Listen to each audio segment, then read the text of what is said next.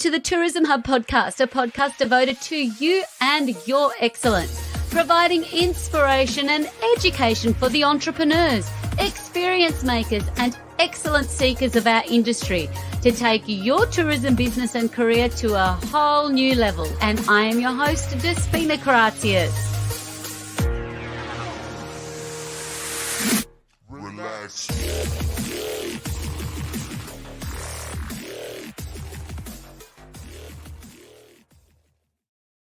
Hello, and welcome to everybody. It is very exciting to have you join us here today with a very, very special guest indeed that will, and very fitting day to have this particular guest to join me on the Tourism Hub podcast. Now, without this, at the time of this recording, we are recording and we've themed our episode around mental health and well-being, being Mental Health Awareness Day, a World Mental Health Awareness Day today. Now, this comes at a time when, as we know, the daily lives of many people have changed considerably as a result of COVID and the pandemic and just 2020 in general. We all know this year has definitely been a tough one, not only for the tourism industry, but for the health sector, providing care in difficult circumstances, going to work fearful of bringing COVID home with them, for students adapting to taking classes from home with little contact with teachers and their friends, and anxious about their future. It's also been very, very difficult for the vast number of people that are caught in poverty at the moment.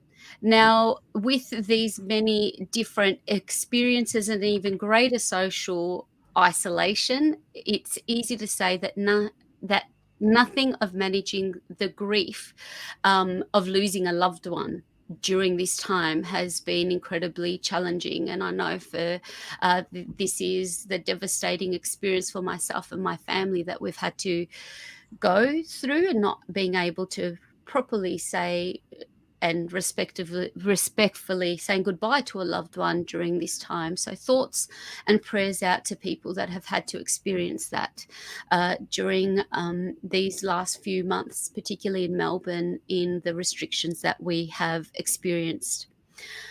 Speaking of Melbourne and our tourism friends that have joined us, it's safe to say that it has decimated our industry.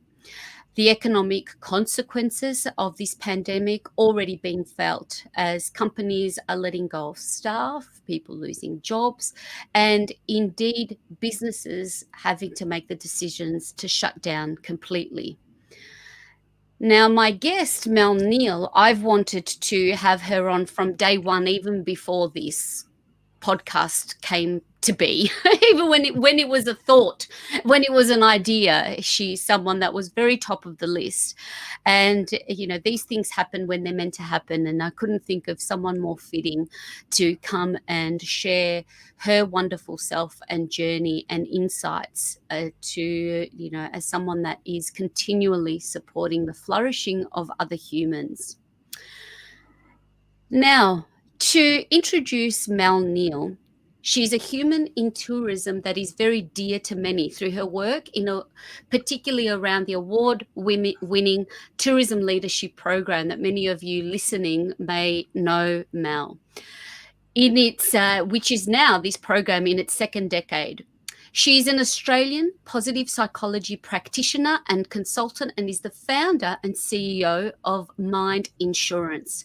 She designs, she delivers custom emotional intelligence and strengths-based leadership. This is something that I certainly loved the first time I met Mel. And for many of us, we know she has a strength-based approach in her work. and also performance programs for public and private sector clients. As a credentialed trainer in leading emotional intelligence and positive psychology assessment instruments, Mel also provides certified training, course facilitation, strategic planning, and one-on-one coaching. The uniting theme of Mel's work is her desire to empower and facilitate the success of individuals, organizations, and communities. Mel combines her knowledge and skills and unique ability to make the empirical science and research practical, teaching leaders, teams, and individuals how to increase personal, business, and collective well-being. To explore her journey, how to build your psychological well-being and cultivating a landscape of flourishing. I just love how she articulates that. Welcome to the show, my dear and our dear Mel Neal. Despy, thank you so much. A very lovely introduction, and how special it is for us to be together on this podcast. It's very, very cool. It's very cool and real. With all seriousness, a dream come true. You were on that list of people I would love to interview and have on the show before this came to fruition 4 years ago. So it took me 4 years, but it couldn't be a better time for us. Thank you for reaching out. Oh, my absolute pleasure, and thank you. Now, to get us started, your journey into exploring this pathway for you of positive psychology and emotional intelligence. What was it that led you to pursue this path? Okay, so there's a couple of, I suppose, really important aspects to the story. One is that I had some chronic health issues as a young person right through until to this day, but significantly up until probably my early mid-30s, that made holding down a normal job pretty difficult. So I looked for opportunities to be able to be flexible in my application of any type of work because it was difficult to find work environments where I could take off the amount of time that I needed due to the health issues. And so coaching was a fantastic vehicle through which I was able to do that, where I could kind of turn that on and off depending on my state of health. So that's one aspect. The second aspect is I've always had an interest in personal and professional development, and the roles that I had in the early days in any type of learning and development space used a lot of what I was able to identify very quickly. A lot of everyone who has heard me speak will know that I couldn't call it conceptual fluff. So stuff out of the conceptual fluff bucket, which is just nice, pretty stuff that's marketed well, but actually we know empirically it doesn't work. It sounds good, but it actually doesn't provide results. Very short-term spikes, and then you end up back where you were or before where you even started. So about it'd have to be easily 18 plus years ago, I made a distinct decision that I would go with the science, and I would leave aside a lot of the popular stuff and made a commitment to the science of human flourishing, which includes a lot of the topics covered by that overarching theme of positive psychology, but also many other things, and of course emotional intelligence in particular. So those would be the sort of two key elements of that journey. And then now with that, so you were coaching, you've been coaching for a long time, that was something that you pursued. And I think that is something that's very relevant now for a lot of people, that there is, whether you are in a secure role or you are in business, there is no such thing as security at the moment because there's so much uncertainty of what's to happen. So I love what you've shared, that although it was illness, that something that you needed to traverse your way around flexibility, it's also a way that you've been able to manage your work from an early age, it seems. Yeah, absolutely. And I think so it wasn't, the facilitation side of things didn't really solidify until I was well enough to be able to spend hours on my feet at a time. So now my business is we're pretty much half and half, in terms of half of it is either delivering content via webinars, which is very common, obviously, since COVID hit, but obviously a lot of face-to-face facilitation as well with teams and organisations. And 50% of my work is still in that coaching space, one-on-one, which is really special because you're really able to connect with an individual and get down to the core of what they're striving for. And, my role is to hold a space and for those people. And if I can add some value in getting some clarity for them, then that's what I aim to do. So I still have that flexibility built in, even though the facilitation side of things has obviously grown as I've been physically well enough to be able to do that. Which is incredible. And you've been able to get, I guess you were before your time with your business in developing online programs to be able to reach and help more people in that way. And speaking about your business, Mind Insurance, now from your journey and then going to that next step to go out on your own and start Mind Insurance and build your own team, can you share with us that defining moment that you said, okay, I need to go now and do this for myself? Yeah, well, I guess I'm a firm believer that being your own boss isn't for everybody. So running your own business is certainly not for everybody, but then also working for a boss is not for everybody either. So I think one of the things an individual needs to be able to really do some introspection, think very carefully about how they work and what they're trying to achieve, and find out what is the environment that's going to help them flourish at doing that. Now, for me, it was most definitely being my own boss, and what that meant, not from a control perspective, but it meant that if I had some wins, they were on me, but if I also had things that didn't go well, they were on me as well. So I felt that it was an environment that gave me the autonomy to decide what risks I would take, at the same time as having to be, responsible for the consequences of any of those risks. And I was happy to take both of those on evenly. And most of the people that I think are very scared to take that step into some sort of consulting role or starting their own business, my phrase that I say to them immediately is, careful what you wish for, because if you do it well and you have an authentic product and an authentic presentation of that product, you'll find yourself way more busier than you were fearful that you would ever find another piece of work. But again, I sort of underlay that with it's not for everybody. And so once you've understood that you're okay with that, I actually don't have a paycheck guaranteed that comes in regardless of whether the world moves left or right. And interestingly enough, up until COVID, if you worked in a job, that's what you had. And COVID has thrown that completely up in the air for everybody who depended on that security. But one of the most amazing opportunities that you can have is, if you are actually in the driver's seat, is that you don't have that. You're not at the behest of someone else's decision making. So there's something pretty powerful about that as well.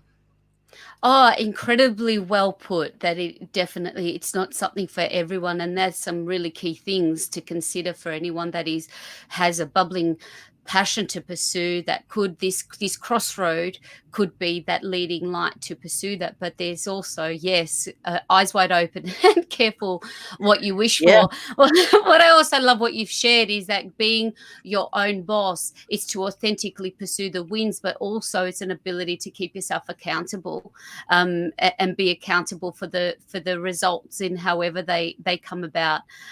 So good. Now, the COVID, what we've experienced at the moment, there has been a secondary crisis here around people's mental well-being, of what we are experiencing. Now, as I guess as someone that with your experience and your work in advocating for human flourishing, when it comes to the pandemic, and something we couldn't have prepared for in our lifetime. It wasn't on many businesses' risk management that a pandemic might hit in the next little while. What are some key things that you're seeing through the work that you're doing and the research that you are exposed to? What are some key things that you see is not is stumping people from flourishing at the moment, and ways that they can keep themselves green and growing. Yeah, sure. Controversial is not the right word, but some of the things that I present in this space and that I've been having some conversations around, I know maybe sit a little bit uncomfortably with people. So bear with me, and as I talk you through them. So I totally and fully understand that people are under a very different mental or psychological experience than they have previously. I guess we tend not to use the word mental health, and the reason being is because just the term mental health has been connected to deficit. So as soon as we talk about mental health, everyone starts to think of things that are not right or going or not going well. Whereas mental health, if we had actually just left the term as it is, it's actually a healthy mind. But unfortunately, we've shifted the meaning that most people bring to mind when we use the term mental health. So we talk about psychological well-being, and the reason being is because there's lots of elements to our psychological well-being. It's how we're absorbing the information in the world. It's where are we getting it from? What are we interacting with? And then when we interact with it, how do we process it? What are our thinking strategies like? Do we have healthy thinking strategies? What does our support network look like? So who are the sorts of people we're having important conversations with? And are those conversations enhancing our well-being or potentially detracting from our well-being?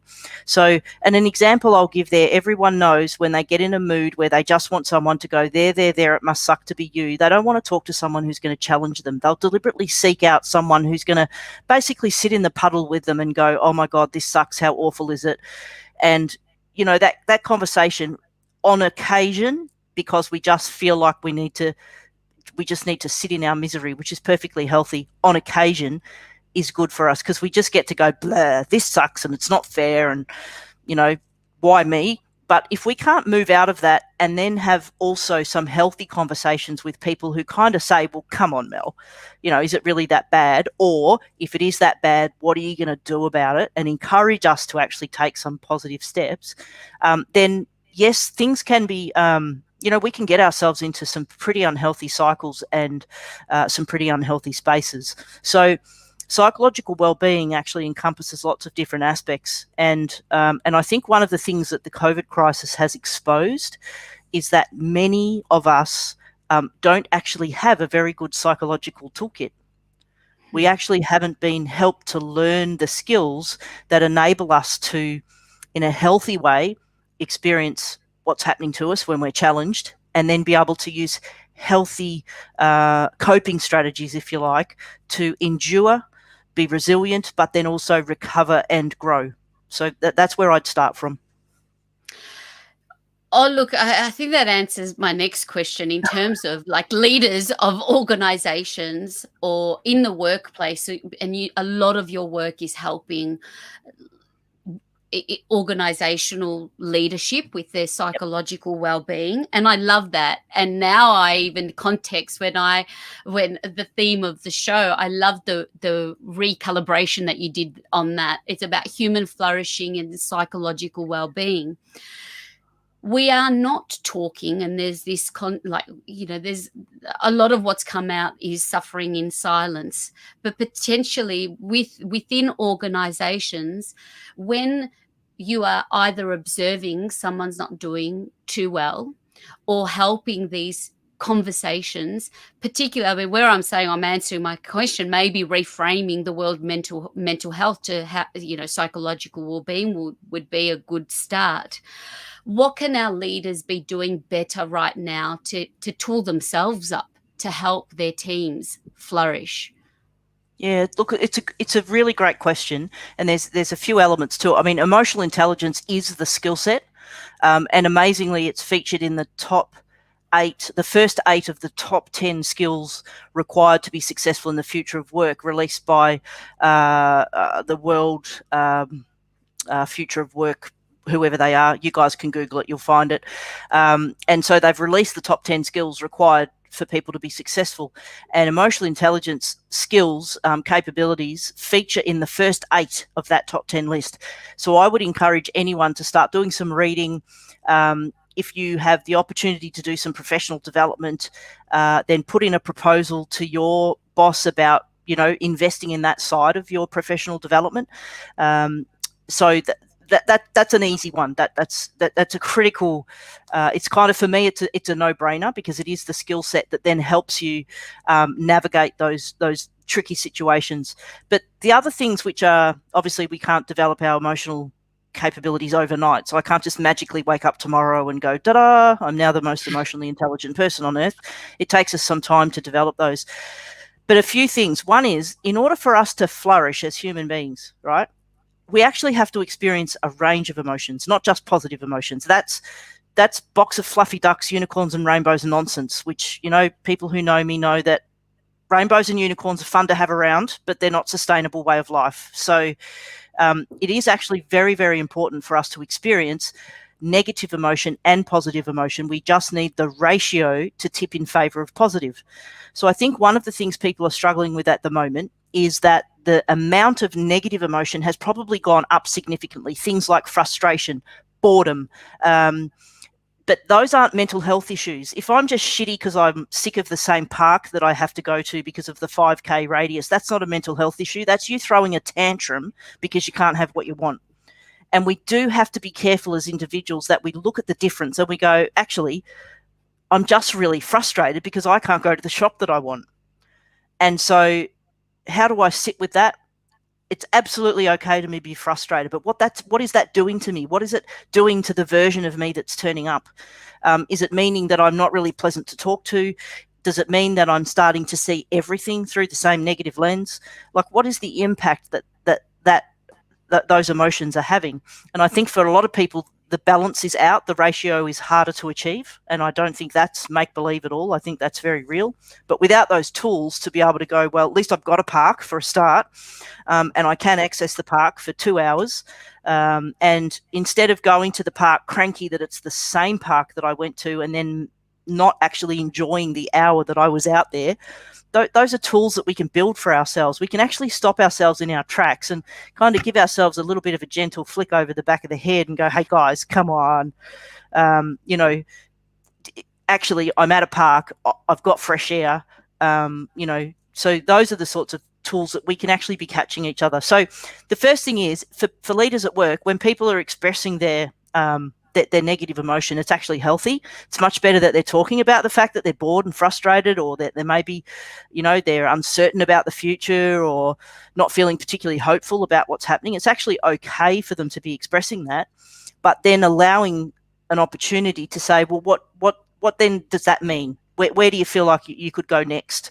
What are the sorts of things that you think would support you through this period of time? Because we've maybe got another 2 or 3 weeks of it, or 2 or 3 months of it, or whatever, whatever the challenge might be. So I think that's an important thing, but please don't take what I'm saying as taking away from the reality of those people who are experiencing psychological distress as a result of the difficulties. And, you mentioned, Despy, in your opening about the funeral. Our family experienced one as well. And, I just can't, I would never have imagined having to organise a funeral and be the person responsible to choose who could come and who couldn't. Like, that just is, how do you decide who gets to grieve in what particular way? You can only have 10, and, so those sorts of things, those are game changers for people in terms of their psychological well-being, especially if they have particular cultural traditions around things like funerals or baptisms or those sorts of events that are also loaded with individual and cultural, very special celebrations that have very traditional rituals associated with them. And we've literally just, COVID doesn't have any respect for any of those. So those can be real game changers. But just the day-to-day, I'm bored, I'm frustrated, I can't walk where I want, I can't shop where I want. Those are things that we could learn to be better at, without any question. Oh, 1,000%. And I do. I think of love or loathe Facebook it was my mother's brother at the time, and I just thought, for her not to have this closure, he was so close to her. In the end, using my resources, how can I help her through this? It was through a live stream like this. I could never Yep. have imagined thinking of this. So I set her up with an iPad in her car at the front of the service because of the restriction of how many she couldn't be, just to feel close to him. And to this day, she Yeah, said, at least I had that. absolutely. So it is been, and I love what you've shared. And this is something now, I was just thinking as you're talking, like, you always bring us back to center and to the core, to tap into gratitude and appreciation, can flick the mind very quickly. Yep. And something that you have taught many of us to you have that in the toolkit. What are you Yeah. grateful for? We've got Lucky Cashmore on the live, a fellow MTilker. And for anyone else that is joining us live, Special lucky. please feel free to throw in the questions for Mal. And like you said, during this interesting time, how would you suggest finding the balance between keeping busy and finding time to relax? Yeah, fantastic. So this touches on another, probably a key thing for me, which I've experienced and had lots of conversations with. One of the things that you'd be very familiar with, the fact that mindfulness has become quite popular over the last few years, and the understanding of the practice of mindfulness and the benefits that it can bring. But besides that, if I just talk about some of the benefits of mindfulness, is the ability of us to be able to just be and be quiet and not actually have anything to do. Now, partly being in that space goes against us as human beings. Our brains are wired. We are what's called teleological, which is a fancy schmancy word for saying we're always on the way to. So we are goal oriented. It's built into our DNA. So we are designed to be working towards something. Okay, we don't just exist for no reason. So we're always looking for something to be moving towards. So the ability of us to be still is something we have to work quite hard at. But the reality is that it's an important capability, because that's the ability to be present and to be fully present, which is where we experience all of the magic in every moment. We can only experience it if we're fully present. So another thing that COVID has exposed is our lack of ability to just be with ourselves and our own thoughts. Now, the way we get around that as human beings is we fill every moment. If we're busy, we don't have to worry about what's the craziness going on in the head, because we're not paying any attention to it. We're rushing to the next thing. We're filling every space with something to do. And what COVID has done is it's forced that noise to be removed in a lot of cases. So a lot of activities that people would be filling their space with, they've been forced to stop doing. Certainly for those people in Melbourne, they have even been restricted in terms of how long they can do activities for and how far they can even go to do some of those activities. So when all the noise goes away, you are just left with you and your mind. That's it. And for most of us, when we actually see what's going on in there, it's a little scary. And we're not actually ready to face it. And the reason why we haven't faced it is because we've had this great coping strategy, which is just go busy. Then we don't have to face it. Now, one of my treasured teachers, a guy called B, as in the letter B, I'm not quite sure why he puts the letter B there, but Alan Wallace, he talks about his mind, and he's a master practitioner at mindfulness. And he says, my mind is a scary place. I try not to go there alone. Is how he described that. Yeah, which I just think is beautiful. So, so for many of us, we've actually been thrust without those mindfulness skills. Now, I have some mindfulness skills. I'm certainly not a master practitioner as mindfulness is concerned. I'm certainly not, anywhere near amongst the company of the professionals in this space. But I have a very solid practice, which I've had for a long time. So I've loved the opportunity to stop and to pause and to and just be with my environment, myself, the ability to think about, what does this mean? What is all this change? What is all this chaos? How is the world working? What do I hope for the future? I've actually really enjoyed the ability to be in that space. But for many people, they will have been all of a sudden thrust into that moment where it's just them and what's going on in their head. And if we're not ready and we're not equipped to be able to do that well, that can be pretty scary and pretty unnerving. So I would encourage anyone to revisit, if you've revisited it in the past and it didn't work for you, or if you've really kind of never thought about taking that step, about a mindfulness practice, because that's the capacity you're building in the mind, the ability to just be fully present and be still. And that's something we need when we're thrust into these particular environments for COVID. So that's the relax and the stop bit that I would share for Lucky. But the balance is the landscape for flourishing is knowing that you do need some level of movement, you need some level of interaction, but there are times when you need more or less. So if we can tap into, is today a day I really, my focus today is just to reach out. So who can I ring? Who can I jump on a FaceTime with? Who can I, who can I reach out to? What is my landscape saying that needs to be nurtured right at the moment? And if it's saying you need to be quiet, try and find some things that you can do in that space. If it's saying you need to connect, then think about who it is that you can connect with that's going to give you that quality nurturing. The term balance for me is an interesting one because it's just so subjective. What Lucky might consider balanced, I might consider crazy. Despy might look at it and go, oh, really? You think that's balance? So I think it's about that ability to listen. What's your landscape telling you that needs nurturing right now? Which bit of your psychological well-being needs to be nurtured, and take the cues from there. You have an incredible, and even hearing you, I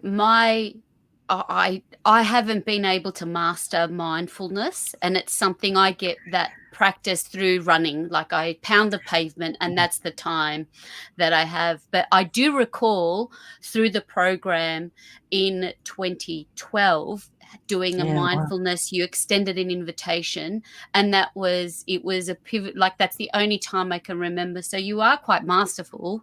I think it's something because you've had it as a ritual. It was an incredible experience, and even just hearing it's like, yes, I've got to get back to seeing how I can do that for myself.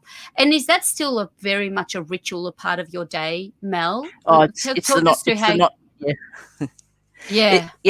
Despy, it's the not negotiable part of my day. There's nothing that bumps it. I practice, and I am, and I have actually taken my lay vows in Tibetan Buddhism. So just to put that into context, so my mindfulness practice is, I guess, very much influenced by very traditional mindfulness, very authentic mindfulness practice. But I have a practice the first 24 minutes of the day and the last 24 minutes of the day, which are completely not negotiable, and it's a particular type of practice to set myself up for the day, and then to review the day and release. Allowing myself to finish that day however it has finished, but allow it to come to an end so that I can be fresh and ready for the next experience that's given. So on top of that, I then try to incorporate wherever possible informal and formal opportunities to do mindfulness practice. And some of the informal ones are things like, sitting at traffic lights, or if I'm standing in a queue, or I just find myself, maybe a call finishes 5 minutes early and I've got just a few extra minutes up my sleeve before a next meeting or a next call, and I'll just sit and do some very informal, maybe a couple of breathing activities, or just settling myself and getting recentered, right through to, there are 4 weekends of the year that I lock myself away for Saturday and Sunday and take, all my goods up the hill where I live. I've built a temple, so I can head up there, and I stay up there for 4 weekends each year and do 2 days full practice at a time. And every year I do a retreat. So those are at the more formal end, but just every day, walking mindfulness is fantastic if you, if you are in sort of physical movement from time to time. Even just going to the loo, you can do a mindfulness practice on the way and on the way back to wherever your office is set up in the house. So there's a lot of misunderstanding around mindfulness. We've got some great practices that I've recorded of some guided practices that are totally free in the Happiness Lab that people can use as often and as much as they like. So I just start somewhere because it's really, really important. With the Happiness Lab is where we've got to go, and we'll give you more information at the end. And our dear friend Michelle has directed me to that, particularly through first lockdown. My head was just spinning, the 3 primary school kids, and I couldn't. And she said, "You've got to go to the Happiness Lab." And I think I really do. It was just a spin cycle of a washing machine, and it is something that I would that's a key takeaway already. And we're halfway through. Oh, look at this, Mel. Our dear Nola Cuddy. Hello, we love you, Nola. Hey, Some Nola. great advice as always. And we've got another love a bit of walking mindfulness. That is Fiona's My Savior Oxymoron. Yes. Hey, Fee. Wow. Good luck at Hey, council Fee. elections. Yeah. Yes, she's actually going to join us soon on the podcast as well. Is Thank you she? so much for joining She's a us. crazy girl. I did a stint as a councillor on a local council, so crazy that she's trying for a second time. Oh, look, this is maybe you could join us. That's a world, that's a whole other world that I need to brush up on. I don't Yeah, well, yeah, it a is. lot It's a of whole different world. a whole different world, and a lot of walking and mindfulness there to get you prepped by the sounds of things, Fee. But that is a very, very important thing for people. And like you said, there's a resource there, and Mel is very good at it. It's not the core part of your business, but certainly it's something that you can see. Having experienced it myself, it was something that I've never been able to kind of get to that place again. So I'll be looking at that. The mindfulness stuff is it's pretty much incorporated in every course we do. And I do actually coach people just on mindfulness practice, one-on-one coaching for people who are really wanting to get past so often some of the difficulties in that first part of establishing a simple practice. And so the coaching that I do is just to help people get past that initial bump and to get themselves set up so that they can then manage their practice themselves moving forward. So yeah, I do spend a bit of time in that space. Oh, amazing. Well, I think it's really pertinent because as someone, I always think it's an overactive mind. Like even my family will say like, wait, just let her finish her thought because they're talking to me, but I'm finishing something off. They're like, well, wait, she'll come back to us soon. And then I'll like, okay, now what was it again that you said? So I think I've really got to work on that. Now, another thing that I've really admired and continue to admire is how you, from very beginning, when social media wasn't so much of well, it's always been a thing in the last decade, but not as intrusive on our lives as it is now. There's a new documentary that's come on Netflix, which is I don't know if you've seen or heard of The Social Dilemma. And I was really keen when I was thinking about our chat today. I was like, and I thought, what would Mel do in this case? I wonder what Mel would think about this. And I think just in terms of our industry being in tourism, it's all about human connection, shared connection, and couple taking that away, that this can, what binds us in this connectivity as humans. Also, then the elements of like over screen time and social media comparativitis. I heard a speaker say about that. Social media comparativitis. What is the science saying, Mel, around the screen time that we're having and social media to an extent on our brains and our psychological well-being? See, I caught myself, not mental health, our psychological well-being. Okay, so the science unfortunately doesn't back as strongly as those who strongly advocate in this space to say that social media is completely awful and screens are evil and we should be getting rid of them and cutting them down. The science doesn't actually back that at all. Sorry, guys, I've just made everyone feel seasick by bumping my laptop. So for those looking, yes, you can find some studies that show some issues, but what they're actually highlighting is the way that the technology is being used as opposed to the technology itself. And I think that's a really, really important distinction for us to make, because there are huge benefits in the technology that in fact significantly contribute to people's psychological well-being. So we can't just grab the whole thing and throw it out because we think it's evil. What we probably don't like is the fact that the responsibility comes back on us as being caretakers of how is the technology being used. And certainly from a parenting perspective, that means that, yes, parents have got to take, caregivers, people in those roles have got to take some level of responsibility for how the technology is being introduced into their lives, how they're using that technology, how it's being monitored, because there are, in fact, some very healthy ways of using the technology. And in fact, you and I are using it in a really healthy way right now as a perfect example. So are there problems with the technology? Yeah, there is. There's no question, but it's not the actual technology itself. It's the way that we use it.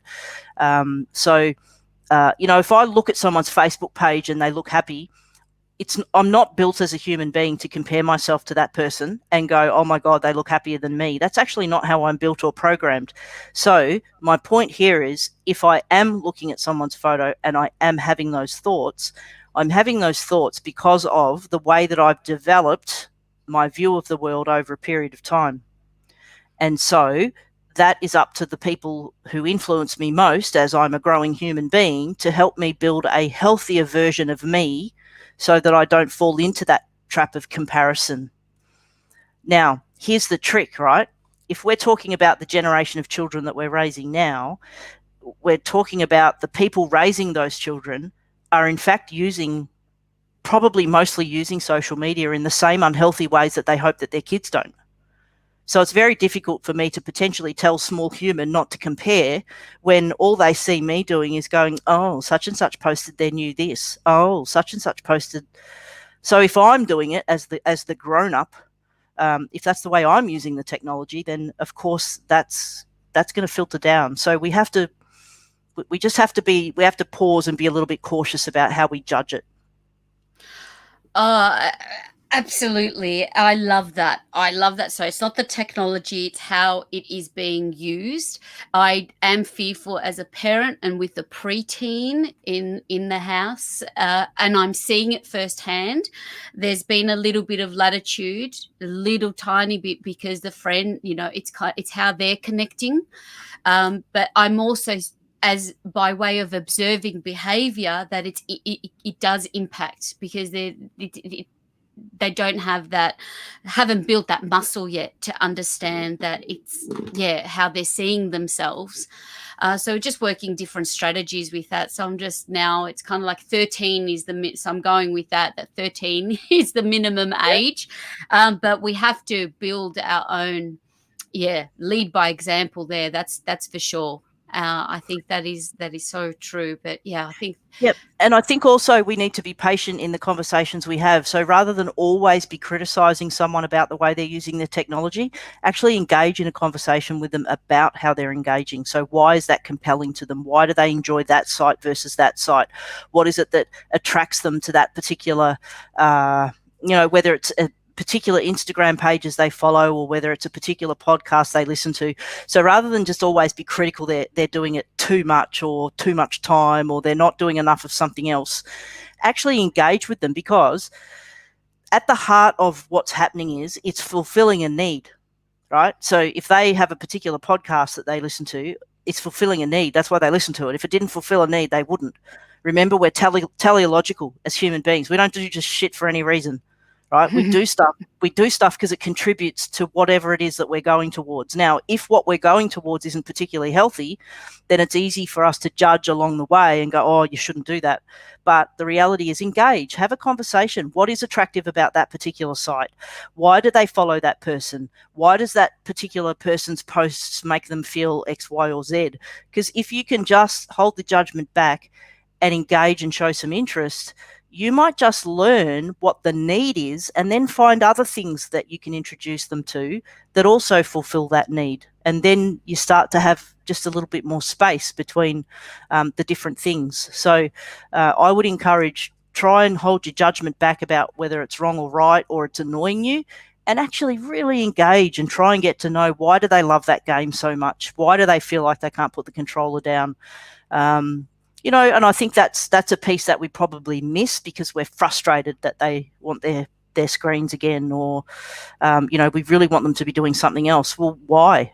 Half the time we can't, because we can't even answer the question why. So I think that engagement piece is really, really important. Oh, I hear you. When we're having a conversation about that, particularly when it comes around with children, I'm just so grateful that there's a level of trust to be openly, and sometimes it takes time that we're having this conversation. But then when you hear it's more that self, yeah, it can be some self criticism on themselves, and as a parent, or to anyone, it's not even as a parent, to anyone that you love, to look to be talking about themselves like that, and it's influenced by just something that they've consumed, it's so beyond out of your control. To be Yeah, able to, I don't know, you are beautiful, or you are it, like, yeah, that's something that have to keep traversing very carefully around yeah, that. yeah, absolutely. It's a And challenge, and it's a challenge everybody's facing. There's no question.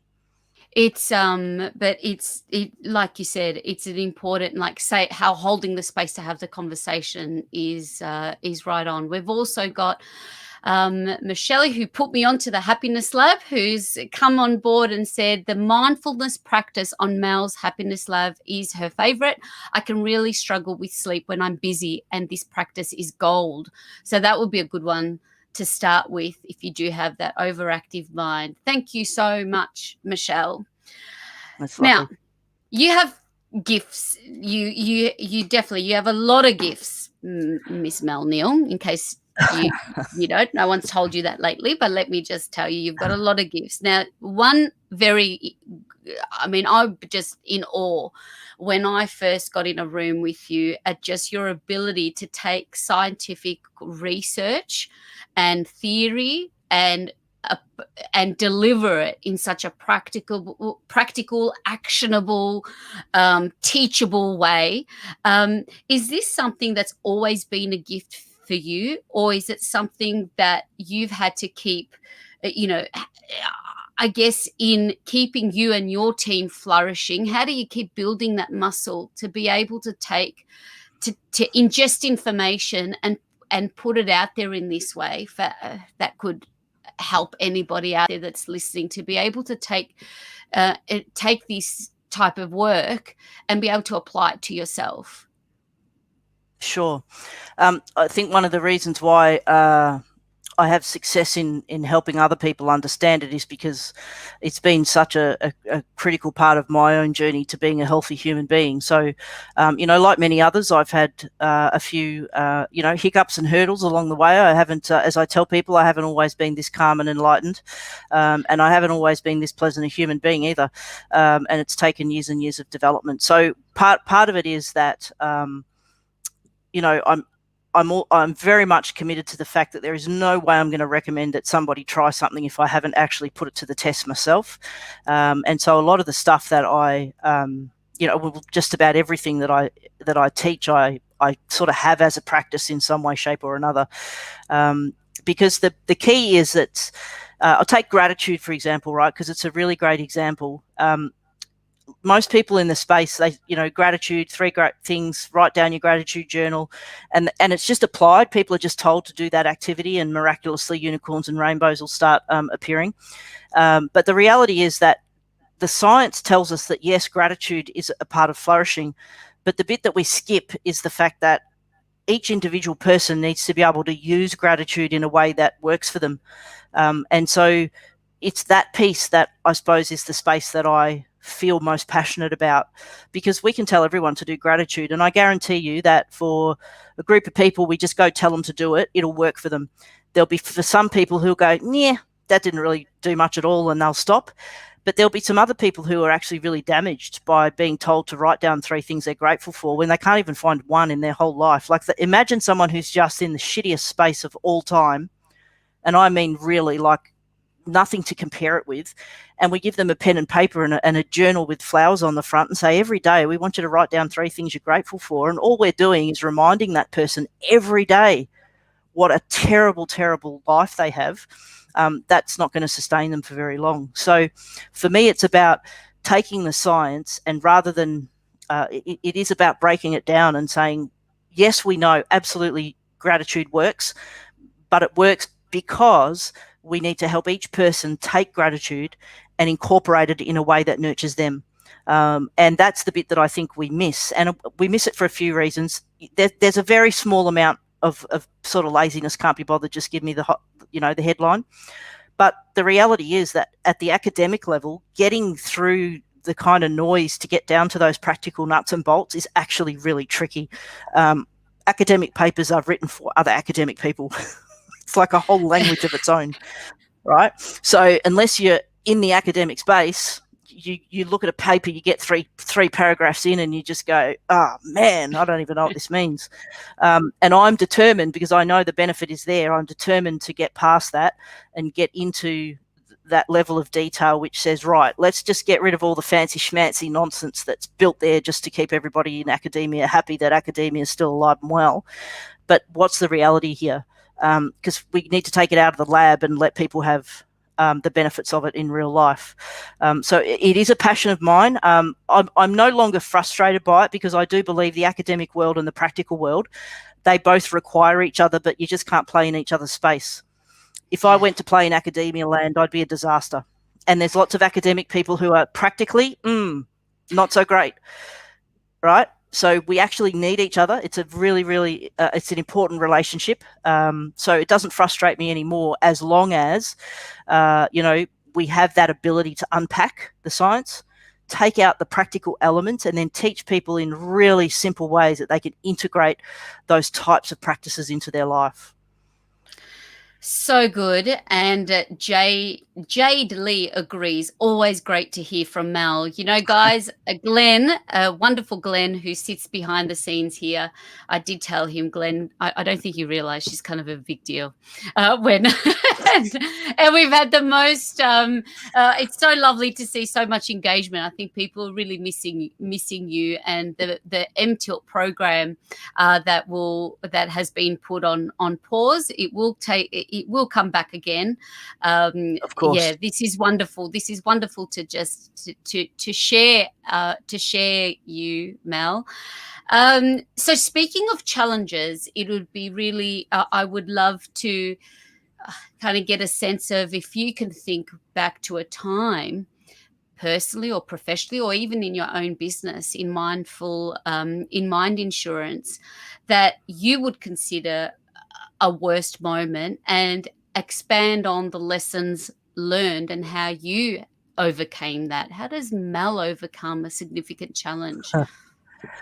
Yeah, well, in later years in my life, a lot healthier than I would have in the earlier years. So my earlier health issues certainly wore me down, and anyone out there who suffers chronic pain will understand, very much what it is that chronic pain does.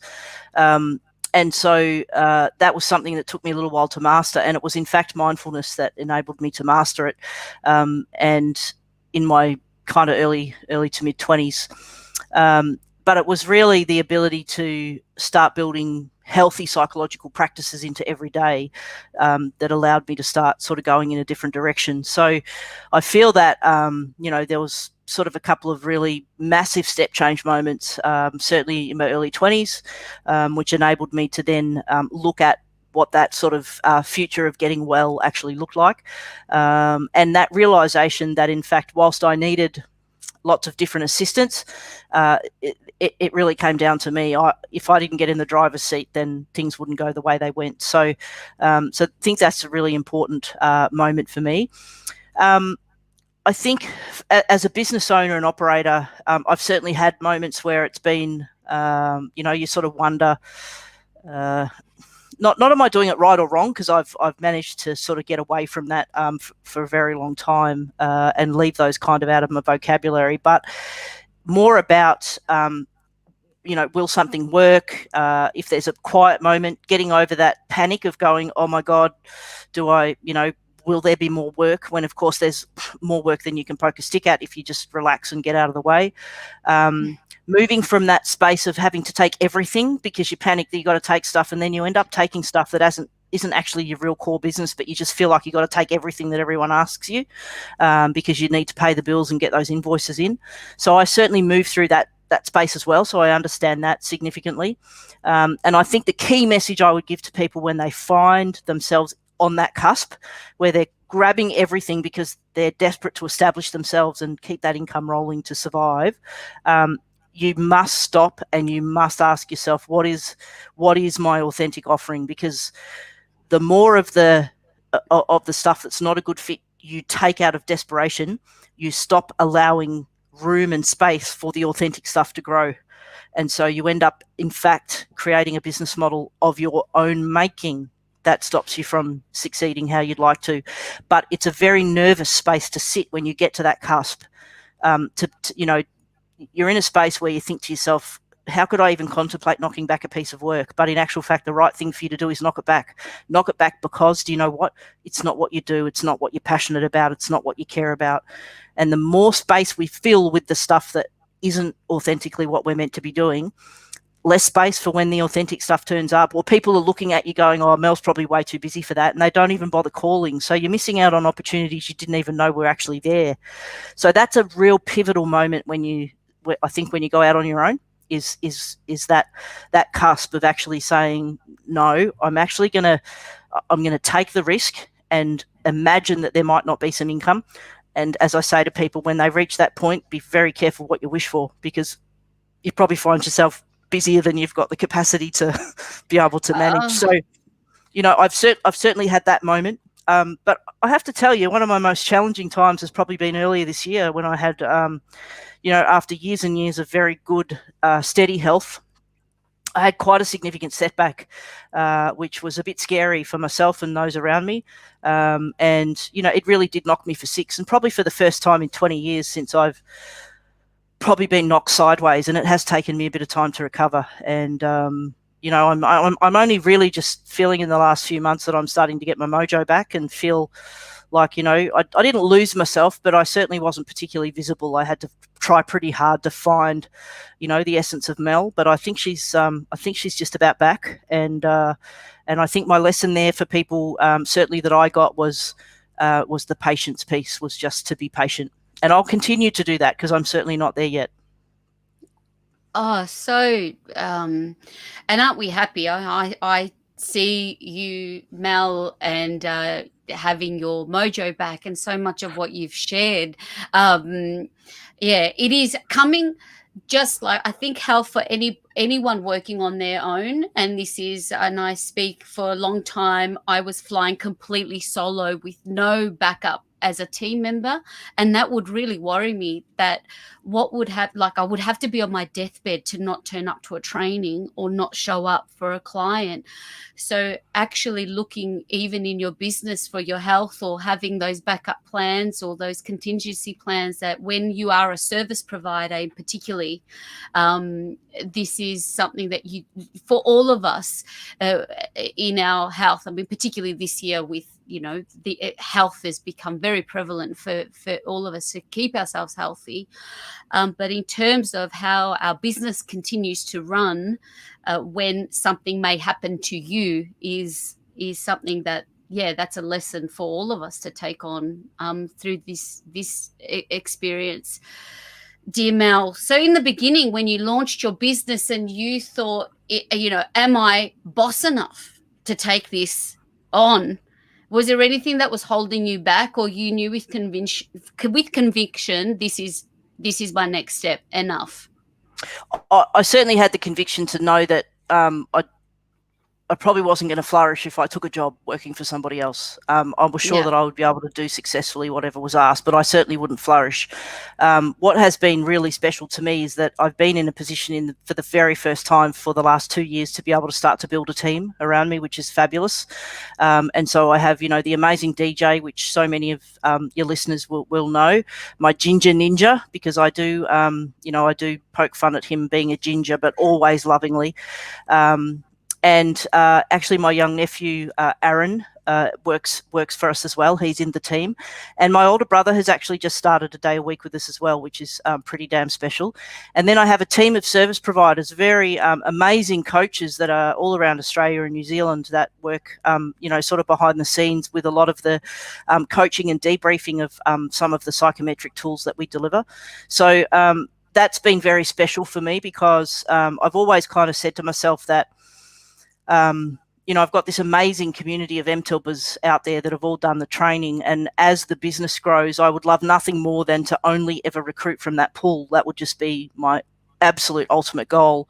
I'm not sure that everyone out there's ultimate goal is to work for me, but I haven't taken that into consideration. That's just a minor detail off the side. So to be in this position, and I made a firm commitment to myself first, and then to the boys, that I would absolutely keep them on throughout this crisis, come hell or high water. That would be my number one goal, would be to make sure that they stayed. And they are, they are not just great at what they do, they're great humans. They live by the principle of humans being better humans, which is, that's our tagline. They understand fundamentally why we do what we do. They also do their strengths profile. We talk about our strengths and how we're bringing our strengths to both our wins and our challenges. So I really am blessed to be able to, build a team based on all of the things that I help others and leaders be. And, that's my challenge, is to be the best leader for the team that I can, just like everyone that I work with who tells me that that's their, that's their goal as well. So the last couple of years have been really, really special. And I look forward to that continuing and building and being able to go out there and provide opportunities, hopefully, for people to join the team as time goes by. So good. What a gift to be able to build something and bring good people around you that have those same shared values like DJ. And he did, you can see here, he did find that Ginger. He found a lot of humor in that. And Lucky is saying she's ready to come and work for you any day. But what's something that you've learnt about yourself this year? What's something that you discovered through these experiences? God, Lucky, you're bloody pushing me, testing me today, aren't you? What have I learned about myself? Probably, what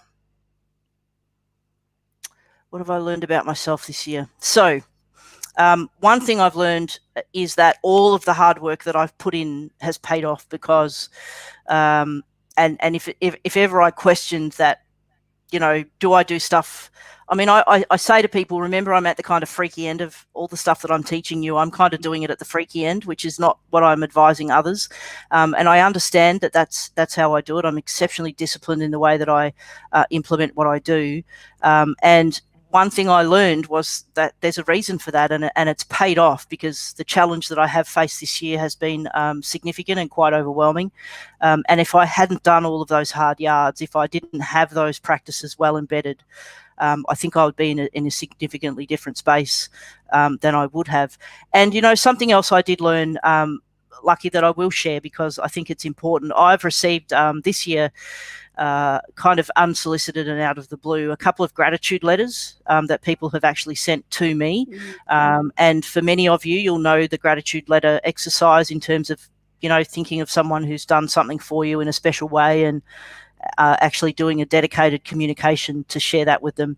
And I've actually received a couple of those this year. So I understand, and Despy, you said to me, I definitely have some gifts. So I understand that I have some gifts, and I have a commitment. My life's purpose is to make sure I use those gifts every day. But I guess this year I have really learned and started to finally understand, not from a the perspective of feeling good about what I do, but fundamentally understanding the difference that I am making because of some of those things that have been communicated back to me, and that my goal is that people make sustainable change that's life-changing and lasts lifelong. And I'm actually managing to do that. I'm getting some feedback from people who are saying, they had interactions with me 10, 12, 15 years ago, and it's still making a difference today. So what I've learned from that is, one, that obviously those gifts they're paying off. They're doing what they're supposed to do. But secondly, it's almost upped the responsibility. So that means that if I can have an interaction with someone 12 years ago, and this year they write me a letter and tell me how much of a difference it's made, how important it is that every interaction I have is a flourishing interaction, because that's the impact. And we all have that impact as human beings, but because of that, I guess, very privileged space that I find myself in, where people allow me in just a little bit closer than they do others, I've really learned that I need to keep that top of mind, and absolutely honour it every moment that I can. So beautiful. I have to leave just some space to let that sink in. My dear Mel, this is why we just adore you, and what a beautiful thing to really learn and appreciate about yourself. So quickly, as we start wrapping things off, and I know there's be like, no, keep going, Despina. We can't. We have to start. Just quick, what's the best advice that you've ever received? Oh, look, the best advice I've ever received. I've got a couple of really cool mentors, and I think one of them, which I've shared with a lot of people, is the grass might be greener, but don't forget you've still got to mow it. And so that's always been a fantastic piece of advice for me, because we can get distracted with shiny things, and we can get distracted especially with shiny things when we've got a level of dissatisfaction sitting with us somehow. Something can always look better when we're a bit shitty with what we've got. For lots of people who've chased the greener thing only to find out that, it actually still needs just as much hard work as the previous thing that you chased, I think is an important one. So that whole perspective taking, which is what that particular piece of advice has really helped me, is develop some very healthy perspective taking techniques. So that would be one very cool piece of advice. The second, probably most important, would be, how do I sum this up? Is that being a values-driven, a value-centered person has inherently some incredible challenges, because it means that you will turn up not always as people's cup of tea. And unfortunately, that's just the way it's going to go. So you have to be a bit robust in those moments, because compromising yourself to make yourself someone's cup of tea is far more detrimental. And so the benefits of being values-driven far outweigh the deficits, but just remembering that as a result of you being so true to your values, it means that you will turn up from time to time, not everyone's cup of tea. Drop the mic on that one. Just through some, I think all the values work that we did, particularly I was in the 2012 cohort. There was a recent experience that, it was just something that was kind of like uncompromising, and it's something that I won't. Yeah, you would have been proud anyway. That was something that when it's Super. something that.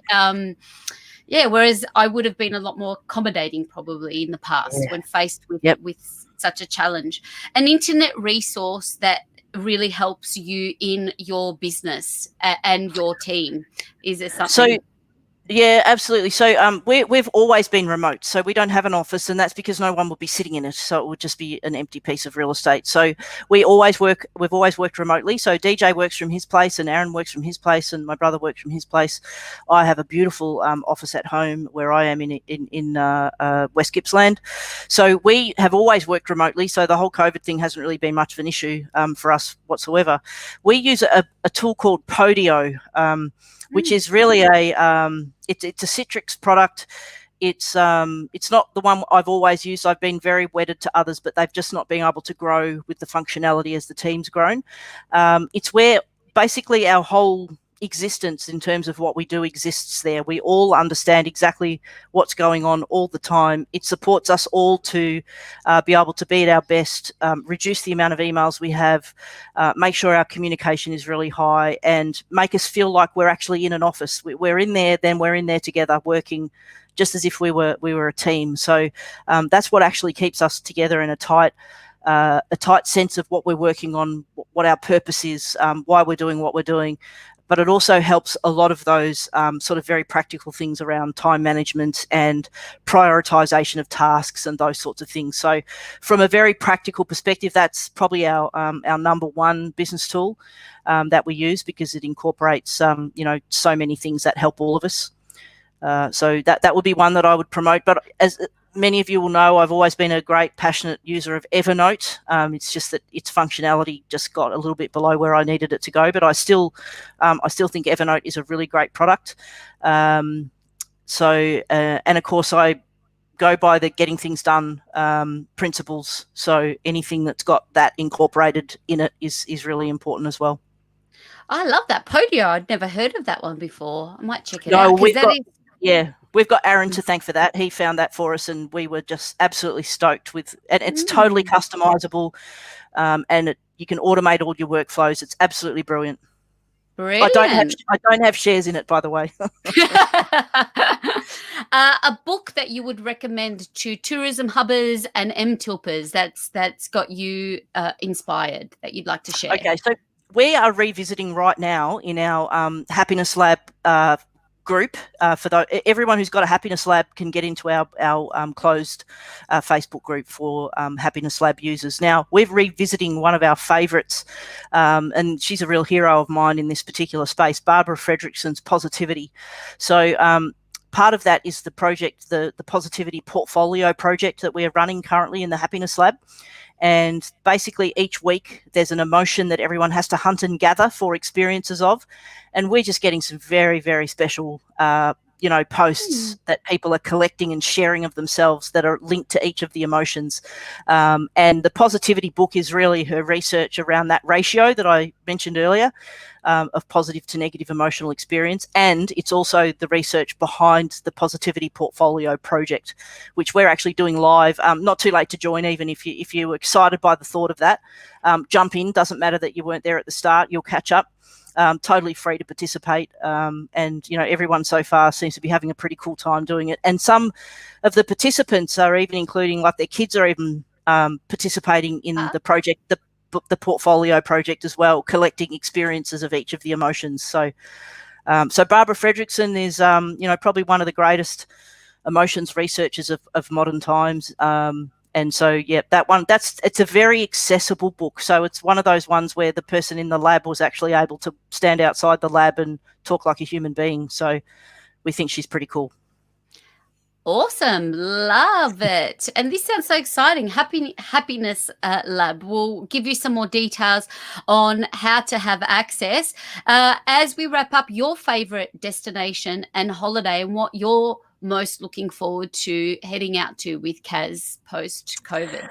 Wow. Well, for those that do know, I take a sabbatical in the middle of each year. So 6 weeks of either all of June and half of July, or half of June and all of July. So we've missed out on doing that, of course, but we usually disappear somewhere in the Kimberley, Pilbara. So I have a very, very strong connection to country, and some very, heartfelt views around the way that our Indigenous populations have been sort of treated over time since we all arrived. And so going there and trying to tap into that traditional Indigenous experience of country is something that's very, very important. So we just love to go and disappear, and no technology other than a camera. We turn everything off, we disappear, we recharge, we just experience, life one breath in, one breath out at a time. And it's a very special 6 weeks. So as soon as we're able to do that, that's, I think, what our first journey will be. Oh, how wonderful. Love it.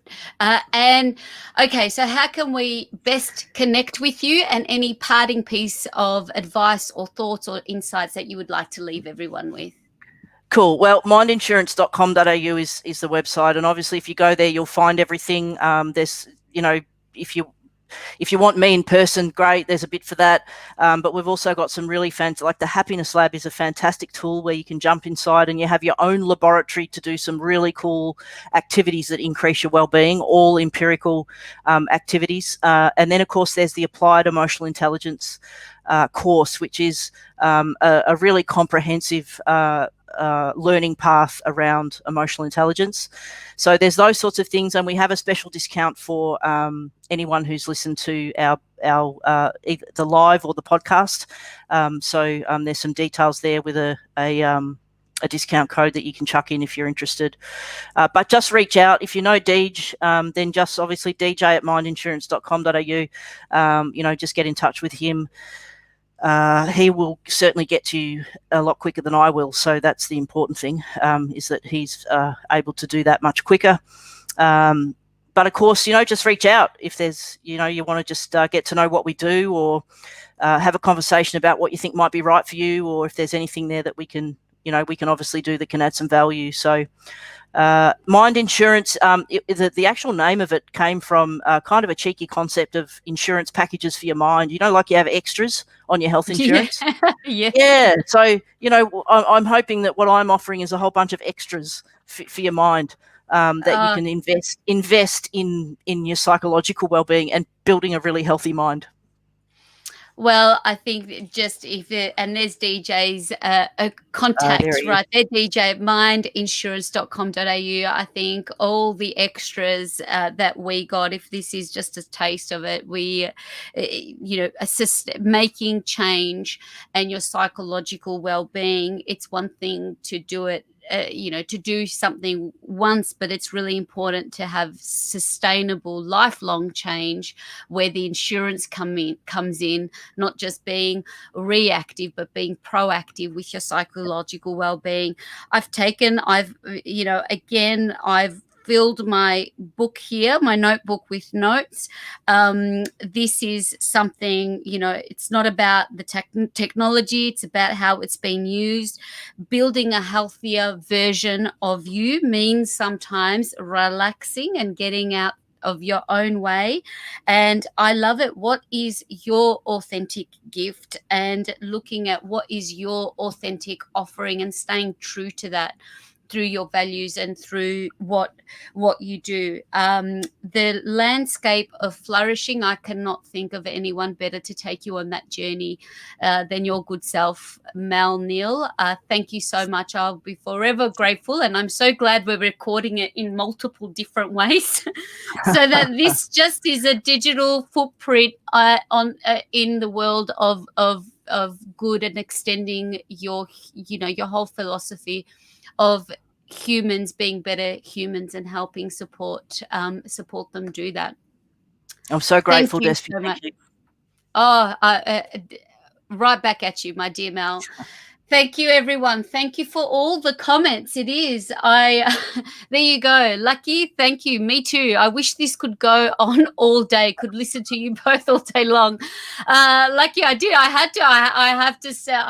have to kind of start wrapping this up. Maybe we'll need another version or just a Mel hit every now and then if Mel would be happy to come back on board. Thank you to Mel. Thank you to everybody for sharing and engaging throughout this episode. If you are watching the replay, please continue to share your comments. And if you are tuning in to the podcast, please check out instituteofexcellence.com/podcast, and we will have all of the resources of what Mel has shared with us so freely, and also access to the Happiness Lab by visiting mindinsurance.com.au. I'm feeling like I've got some of my own work to do in my mindfulness and getting back to my own core after this experience. I hope this has ignited something in our conversations for you to look after yourself. Look after yourself, because you matter. You do have a gift, and you do have a way that you can authentically share that to be a better human and help others be better humans too. So I hope that's something we can leave you with today. If you've loved this experience, please head over to Apple or Spotify or Google Podcasts. Leave a little review or subscription. That will help keep supporting us, keep giving you really incredible humans like Mel onto the show. So until next time, my dear friends, be excellent today and every single day. Big love to everyone, and happy World Mental Health Awareness, or in Mel's readaptation, World Psychological Wellbeing Day. Big love to you. Thanks, guys. Thanks again for joining us on the Tourism Hub podcast. If you found this podcast valuable, it will mean the world to give us a review on Apple iTunes. We're also live here every Saturday at 2 p.m. across all the Institute of Excellence Facebook and YouTube channels. and you are all invited. Be excellent, and don't forget we also have courses available at instituteofexcellence.com to help you and your small business greatness.